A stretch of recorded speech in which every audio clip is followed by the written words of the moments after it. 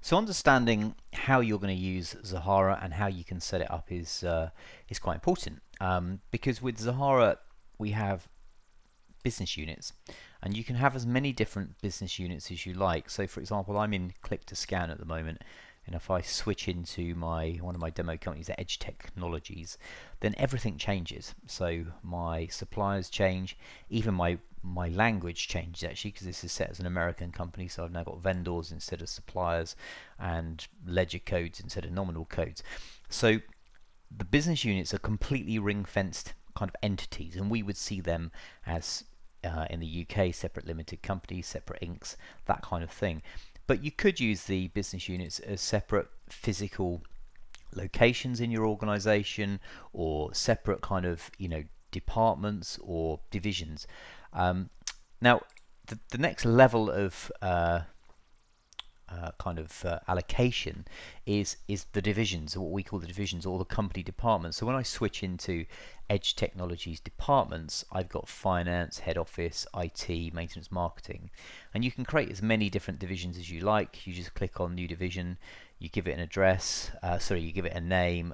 We even sort of suggest some from the drop down list, and there's various other fields here like an address, and the important thing with a division is once you've kind of created it, is not only can you choose a picture to represent it or upload your own picture, but this is where you will kind of, if you've got a departmental budget, you can assign it against this division.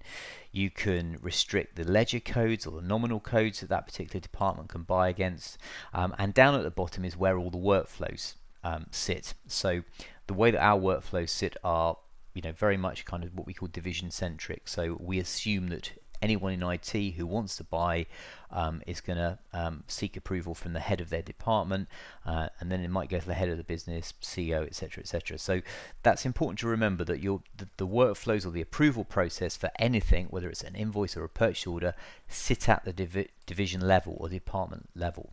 So when you're kind of planning out how you're going to slice and dice Zahara, you have to think about how many business units you need, and what departments you need.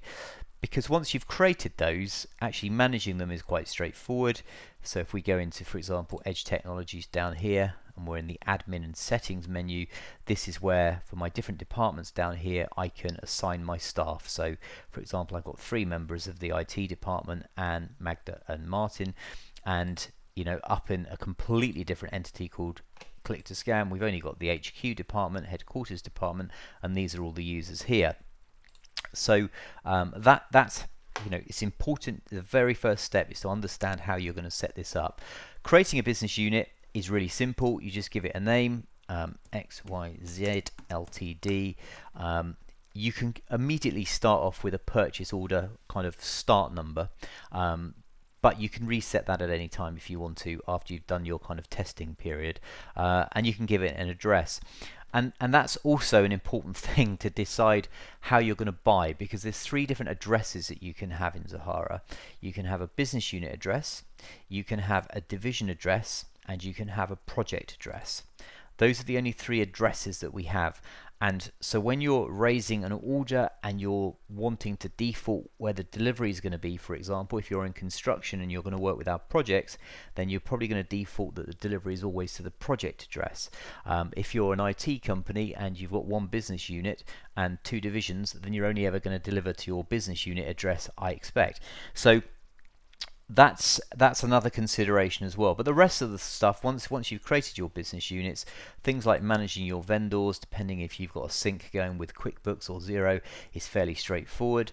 And things like your kind of ledger codes, again, if you're syncing from QuickBooks or Xero, that's very fast. If you're going to import your kind of ledger codes into Zahara from a CSV file, then you will have to do that for every business unit you create.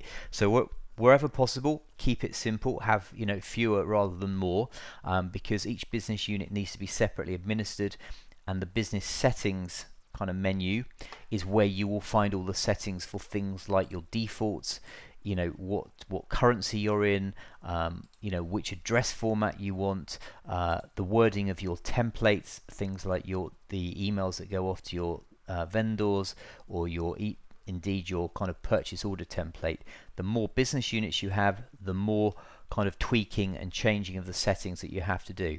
So we've got some customers with 50 business units, we've got others with 1. So it's down to you. You know your organization, it's down to you to work out the best way to do it. So that's the end of this quick video.